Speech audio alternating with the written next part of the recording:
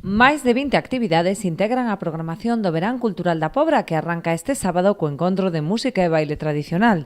Dende entón e ata finais de agosto desenvolveránse en diversos espazos ao aire libre da vila todo tipo de espectáculos. As actividades deste ano veñen sendo, algunhas xa están consolidadas e se levan facendo outros anos, outras son novas propostas que tamén levamos a cabo e, bueno, leva un pouco de todo, tradición, música, actividades infantiles, actividades familiares, un pouco en xeral, non? A pezas teatrais, a coral, creo que tamén temos, que tamén xa é unha actividade que temos outros anos, a banda de música, o sea que temos de moitos estilos. Ademais do público infantil, o que vai dirixida boa parte da programación, haberá tamén espectáculos de animación de rúa, cine, canto e baile e diversos concertos, como por exemplo os de Rapants ou Fillas de Casandra.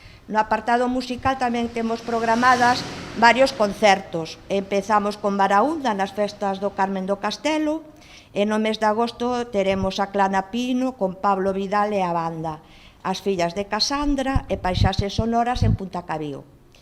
E pola banda de música tamén temos varios concertos programados, un en xullo e outro en agosto, ademais do programa da zarzuela e do concerto de bandas sonoras que van a interpretar tamén no mes de agosto.